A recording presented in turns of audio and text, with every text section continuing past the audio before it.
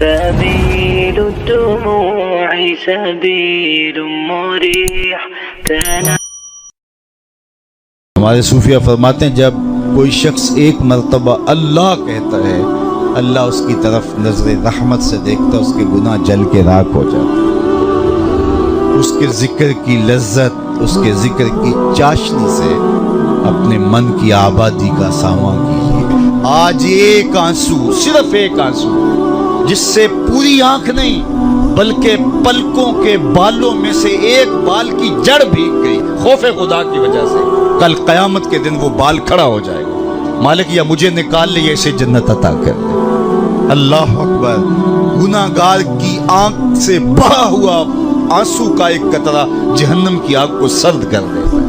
آج توبہ کا دروازہ کھلا ہے، رحمت کا در گشادہ ہے، اس کی رحمتیں آواز دے رہی ہیں، یا ایھا الانسان ما غرک بربک الکریم۔ اے انسان پلٹ کے آ جا، تیرا رب بڑا ہی کریم ہے۔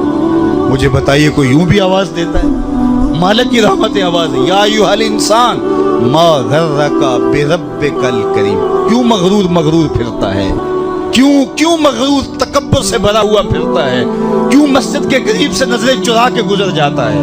پنج گانا صدائے دل نواز اذان کی آتی ہے، حیا علی الصلاح حیا علی الفلاح، کیوں آنکھیں اور کان بند کر لیتا ہے؟ آجا پلٹ کے اس کی رحمت پہ، آجا۔ ما غرک بربک الکریم، وہ کریم ہے، 70 ماؤں سے زیادہ پیار کرتا ہے۔ آجا، کل تو آنا ہی آنا ہے، پھر جو کفن میں منہ چھپا کے آتا پھر اچھا نہیں ہے کہ جو ہے وہ آج کھلے منہ آ جا، پھر جو لوگ اٹھا کے لائیں گے میرے در پہ، اچھا نہیں ہے کہ اپنے قدموں سے چل کے آ جا۔ ما غرک بربک الکریم۔ مجھے بتائیے ایسا بھی کوئی پیار دیتا ہے؟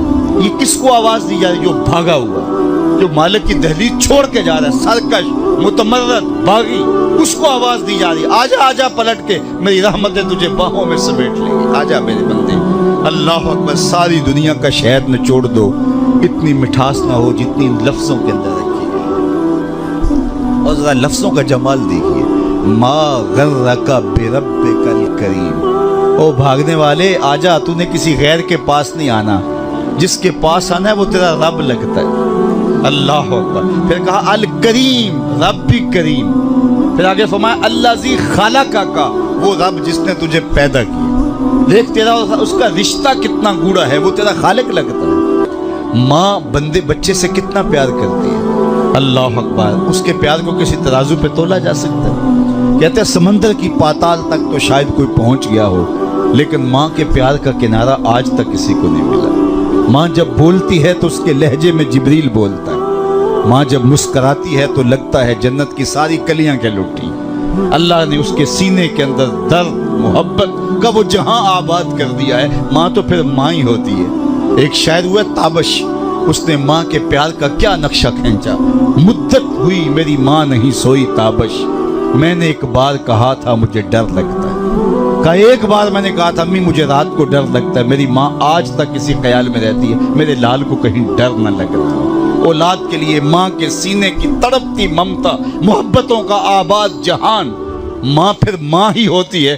ماں کی پھر ممتا ہی عجیب کائنات ہے، اور وہ بیٹے کے لیے دکھ جھیل لیتی ہے، اولاد کی تربیت کے لیے، تعلیم کے لیے، پیٹ پالنے کے لیے اپنا پیٹ کاٹ لیتی ہے۔ کسی کے گھر کے برتن مانجنے پڑیں تو ماں اس سے بھی گریز نہیں کرتی، کسی کے گھر کے گندے کپڑے دھونے پڑے تو اولاد کے لیے ماں یہ بھی گوارا کر لیتی ہے، لوگوں کے گھروں کی غلامیاں قبول کر لیتی ہے۔ شہر میں آ کر پڑھنے والوں بھول گئے ہو کس کی ماں نے کتنا زیور بیچا ہے۔ مائیں اولادوں کے لیے کن کن مراحل سے گزرتی ہیں۔ ماں کو اپنی اولاد سے اتنی محبت کیوں ہے؟ تو آپ سب کا ایک جواب ہوگا، اور وہ یہ کہ ماں نے اولاد کو جنم دیا۔ میرے بس ایک جملے کو سن لیں اور اس پہ تقریر اور گفتگو ختم بھی کر دوں تو میرا آنا با مقصد ہوا۔ ماں اتنا پیار اولاد سے اس لیے کرتی ہے کہ ماں نے اولاد کو جنم دیا ہے۔ یار جس نے جنم دیا ہے وہ اتنا پیار کرتی ہے